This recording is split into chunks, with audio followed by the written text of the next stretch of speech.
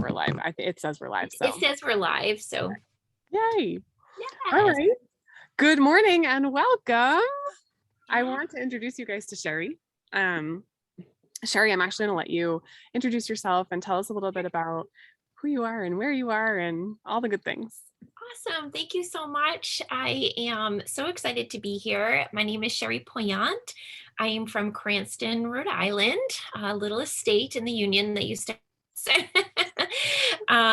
not far from the beaches. It's a beautiful place to live. I am a mom. I've been married for 23 years. I'm an ULA coach, just like Gwen, ULA ambassador, and now I'm also an author. I'm excited that Gwen asked me to speak today about my new book that just released last week. It's called Letting Go of Perfection, Embracing the Mess and Finding Your Balance. It's my journey to letting go, being a perfectionist, I think since the age of probably 5, and letting go of expectations on myself and others' expectations on me so that I could live a life that was more balanced and joyful and healthier as well. So I'm excited to be here and chat with you about it today. That was actually, you just touched on one of the questions that I wanted to ask you, and that was, how old were you when you figured out that you were kind of like a perfectionist? So I don't know if I figured it out when I was younger. But my tendencies towards perfection started when I was really young. I was the oldest of 3 sisters. My dad was in the army and then a police officer. My mom was a stay-at-home mom. So my dad had these like he could tuck you into bed and you couldn't move, very like, neat and organized. I think from his time in the army. And my mom was a stay-at-home mom, and her job, because I was a stay-at-home mom for 5 years when my son was born. Like, you feel like that's your job and you need to do it really well to contribute to the family. So our house was always perfect and everything, us, the kids, so we always looked perfect and all these things. And I noticed when I was in kindergarten, I came home with my report card from school, and my teacher had written that I was a little doll and I was just so good. And my parents, I could see it in their face. They were so proud of me. So that became my role, that I was the little girl in class that didn't move. Like, my sister and I had the same first grade teacher. And our experiences with that teacher were so different. We talk about this all the time. She was on the side of the room where the kids that weren't behaving were, and I was like the one that was, I know, which is so not okay. And I was the one that sat with my hands folded and got good grades. And I kind of like, I don't know if my parents expected that of me, but I put that expectation on myself because I was looking for that extrinsic reward of, great job, Sheri, you're doing awesome, because it made me feel like I was doing, things well in my life.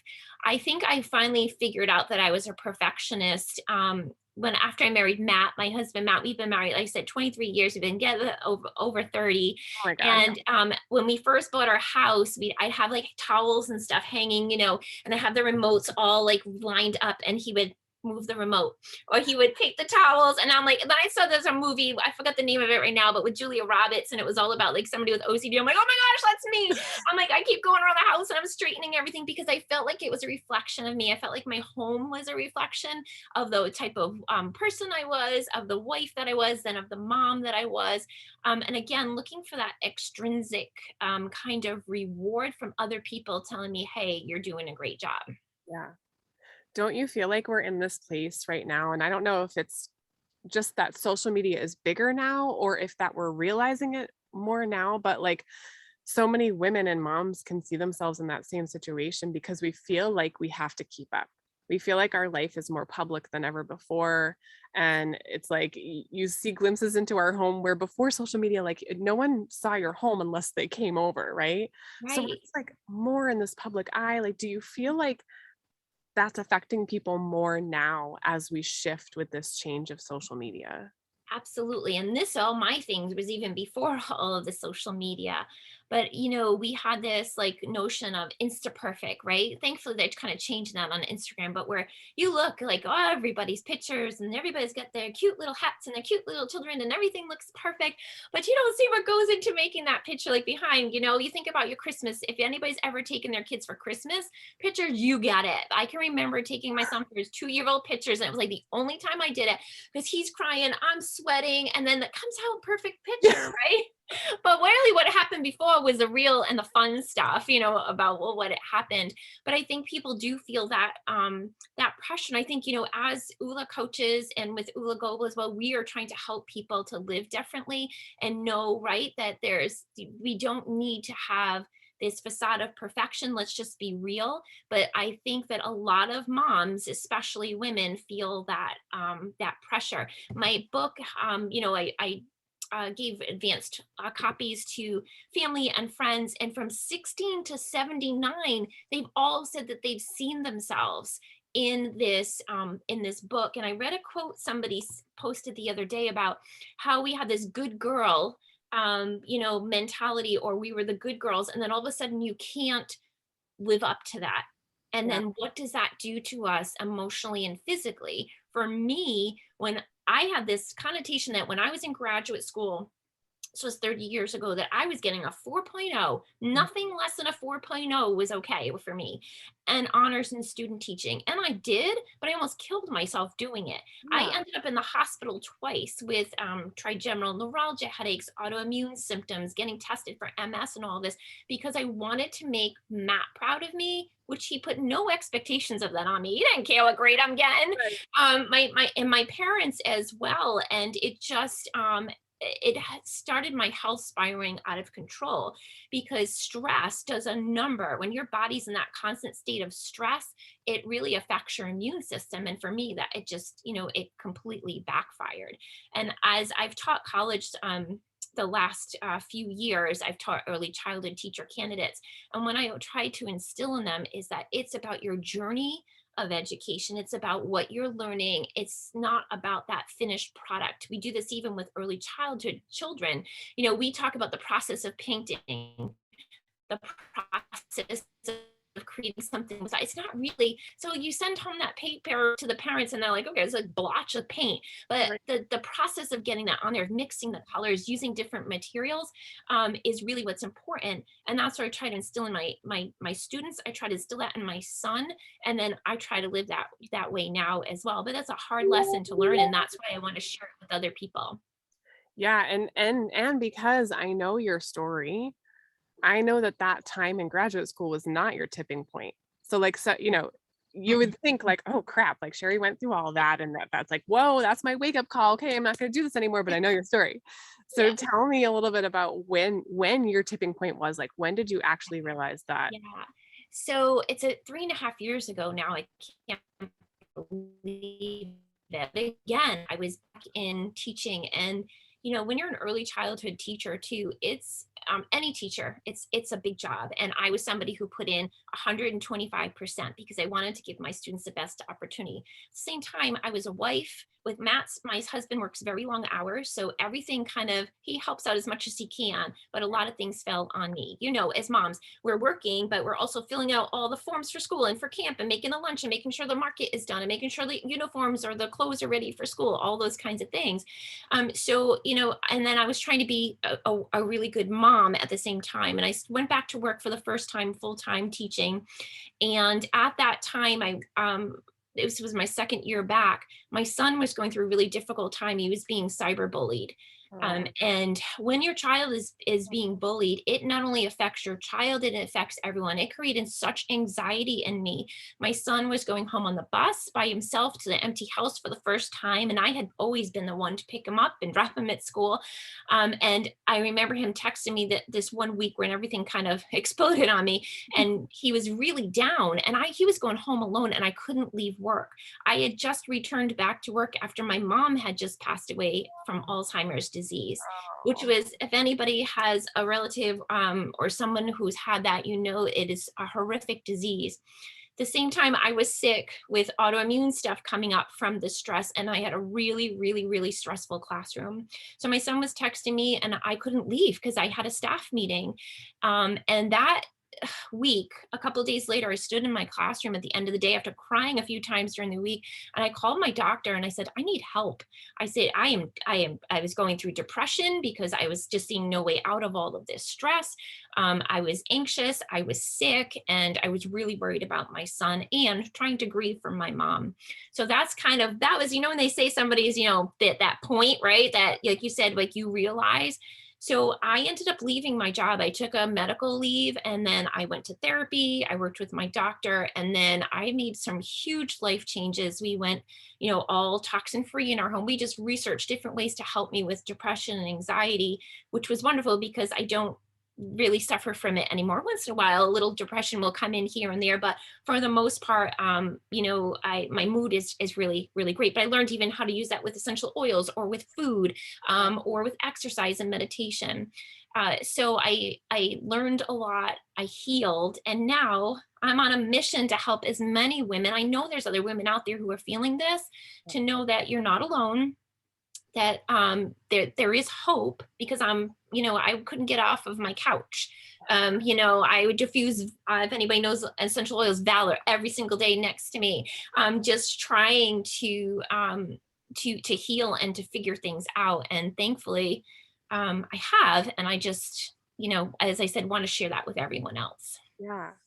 And gosh, I just think that's such an important message too. Like you said, you weren't just doing one thing. You weren't just doing therapy. I mean, you were looking at your food, looking at what you're putting in your body, on your body. You were, getting outside and getting sunshine. Like it was that whole picture Mhm. of like everything that comes in and then influences you and how you show up and how you wake up and but it took Yeah, time too. yeah, it And did. that's so important because everyone thinks like, okay, like I just need to stop and I'm stressed and I'm going to do this and I'm not going to be stressed anymore. But it's a journey, just like you're learning in your school. It's a Yeah, journey and everything that we do is just this whole you probably still learn things today about like, okay, that that causes me stress. Like I'm probably not going to participate in that yeah. anymore, but you shift, Yeah. right? Yeah, you do. And even like I don't watch, like about a year and a half ago, I stopped watching the news. I was finding it extremely, I'm sure a lot of people do, stressful, causing a lot of fear and anxiety for me.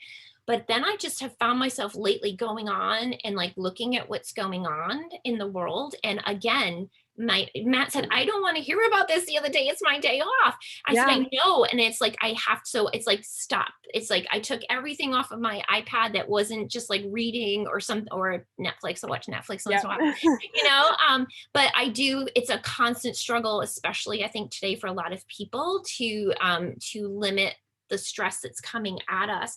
And it is, in my book, I talk about my seven steps to having a balanced life, but it's always a work in progress. I am not perfect at it. Like I let go of pressure. I'm not like, I'm like, oh, I have to put on like my tracker. Okay, make sure you do gratitude and prayer and and meditation. Make sure you're drinking enough water, because all these things are there and nobody's gonna ever do it perfectly. But if we can start implementing different things to help, it's going to help, like you said, like on that journey, because it's a journey and it's never going to end. We're never going to 100% be at that perfect balance that we want, but we can strive to do our best to feel less stressed.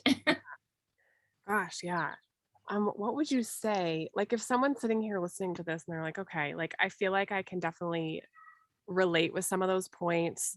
What are some things that people can look for in their life that are kind of like light bulbs to be like, you need to start doing something? You can look at a few different areas of your life. One is with your work. A lot of people think they have that edge, right, with work when they're perfectionists. And Mhm. then they think that, well, that gives me the edge to be the best in my work. And maybe also you don't let anybody else in to help and collaborate with you because you want it done the right way. How many times have we heard, if I don't do it, it's not going to be done right. If I do it, it's going to be done right, right? We all do. It's like, no, I'll just do it. Remember those group projects in college? There's always that one person who's like, no, I'll just do it because there's, the other people are just like, whatever. I So literally it's kind said of that. looking at that. Yeah. I said that to my husband last night. I literally did. He was like, "Well, I'll just go do that for you." I'm like, "No, you're not going to do it the right way, so I'll just do it." Yeah, we'll talk about the family stuff in a minute, right?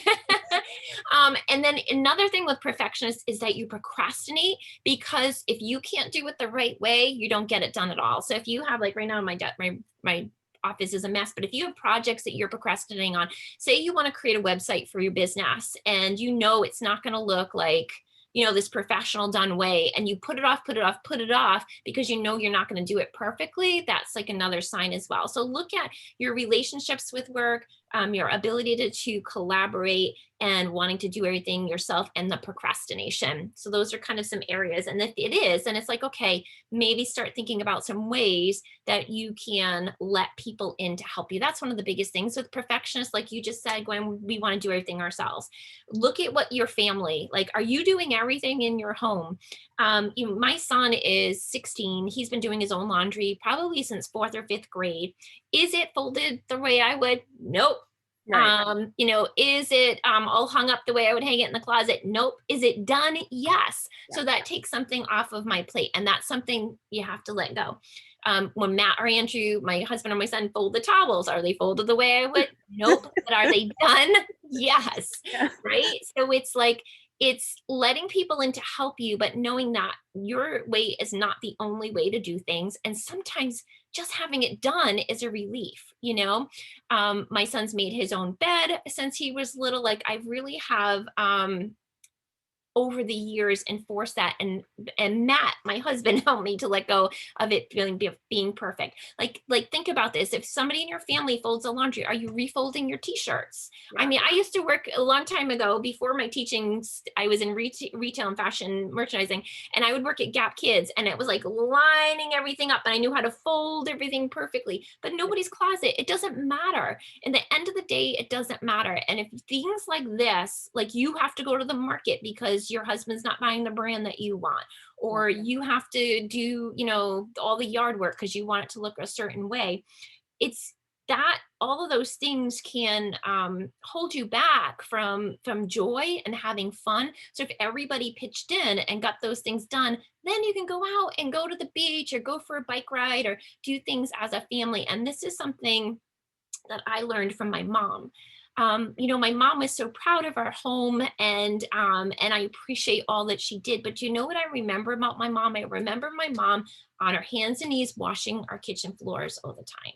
Oh my gosh. And I know my mom would not want me to remember her that way, but that's what I remember. She was so, and we couldn't sit on our beds because we couldn't mess up our bedspreads. But it was because she had such pride in everything. But you know what? Who cares if your bedspreads, like, I don't, is a mess, or just take a Swiffer out and do your floors clean enough is good enough.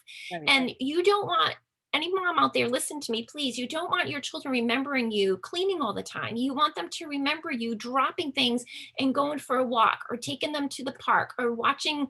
Last night, I had to watch Clone Wars cartoons with my 16-year-old. It's not what I wanted to be doing. I wanted to plan out my week for, for work, but he wanted me to do that with them. So I dropped everything and I did.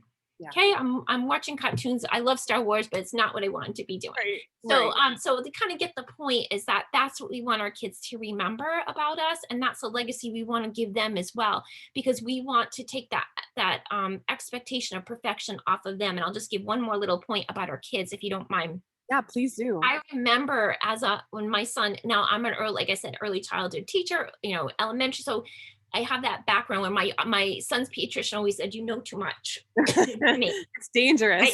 It's dangerous as a parent. But my son started reading really early. And then, he's a very good student. And I remember being like, he came home with like a 90 on something. And I'm like, why did you get a 90? Why didn't you get 100? And I was like, wow. Oh my God, I'm like doing what I did to him, like To doing to yourself. him what I went through. And I was like, why am I expecting perfection from this child? And I let that go. I just, now I say to him, did you learn something? What was the process like? Can you apply what you learned? What did you like about that class? Even with high school, I don't, and everyone else, all these other parents are worried about their kids' grades and all this for college. I'm just like, I'm not gonna say I don't care. I want him to work to the best of his ability and to challenge himself. But my child is not defined by a piece of paper with grades on it.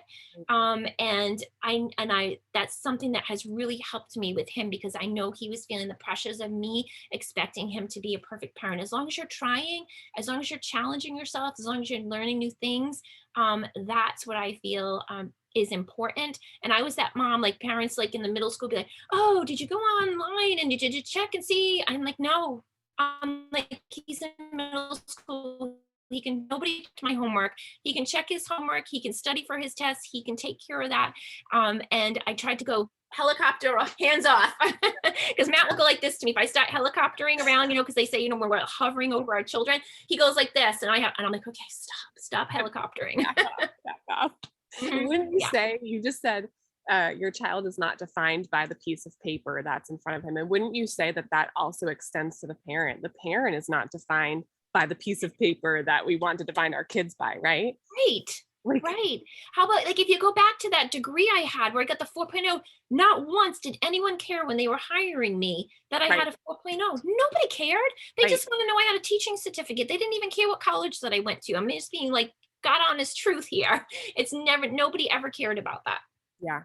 It We was hear me. so much about college students working themselves to the bone. Mhm. And the thing is, like, so I fell victim to adrenal fatigue. And if you would have asked me, like, I'm an overachiever. When I decide I'm gonna do something, I'm gonna do something, and I like don't get anything in the way. And I'll do it until I'm like dead. I've learned not to do that anymore. But the thing about adrenal fatigue and people who are type A and usually just like want to get stuff done is that if someone had asked me, like, hey, Gwen, are you stressed out? I would have been like, not really. Like, because we just push everything down. Mhm. And it's like, not you don't see it, but that stuff sneaks up on you so fast. And then one day it's there.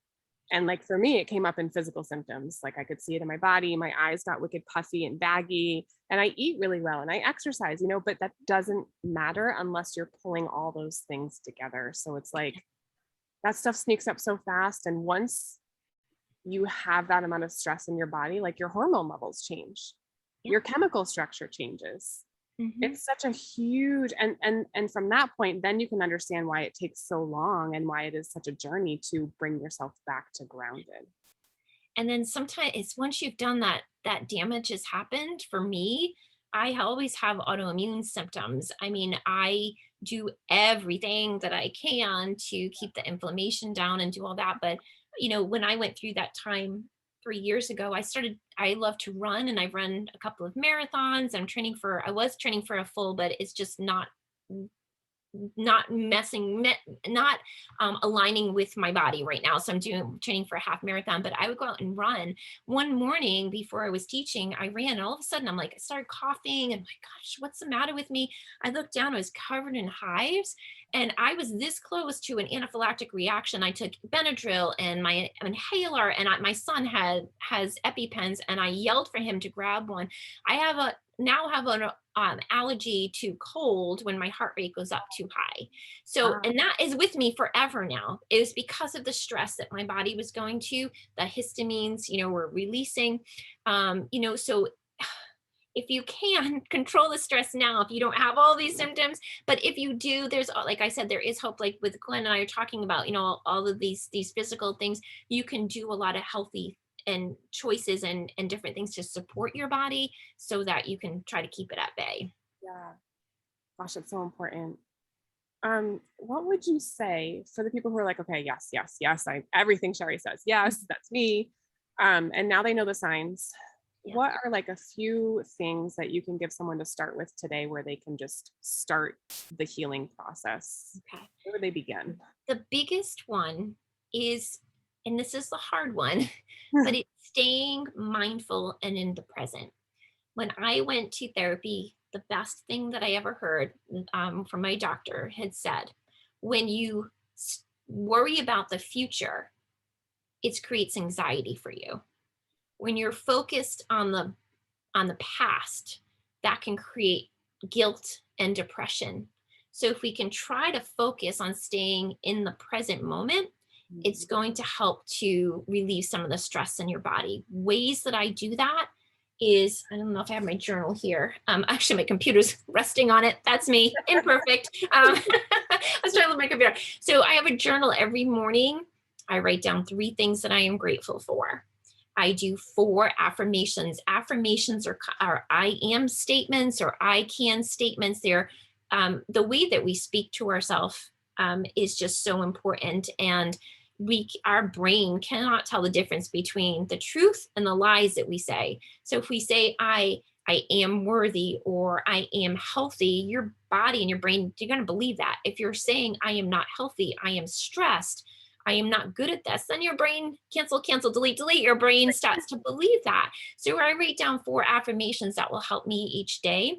And then I usually do prayer. That's something that's big to me. I love Jesus Calling. I'll read that. I have the Bible app on my phone, or whatever your spiritual routines are. You can practice those, and meditation is another good one. So that is like my number one, is working on staying in the present by using some of those methods. Yeah. And then if I have quite a few things to use, but another one I just want to say is community. Gwen has a beautiful Facebook group here, and she's creating community. We have a ULA community. You can create a community with your family, with your friends. Have that got me through a really difficult time with my running group. We run every Saturday morning, and it would get me through.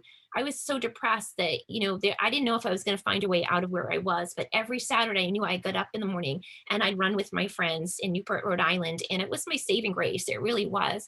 So having a community of people, whether it's your family, your friends, is so important in having that support around you. It helps with stress levels, and it helps just with so much in your life. Yeah. Those are so important. Community is huge. Everyone searches for community. Sometimes we don't even know we need it, but more Mhm. people just need to talk about, like, we just need to be cognizant of who we surround ourselves with and who we do life with, because it's really important. Everything. Absolutely. That's why I'm so glad I met you. I know, seriously, like, I, you guys might not know this, but Sheri and I haven't even physically met in person. We've just met online, which, by the way, so when I started working in my network marketing business, and 7 years ago, the reason why I joined the business side was because of the community. I Mhm. saw women who were working together. I saw women who had similar goals. I saw women who were building each other up and giving each other support.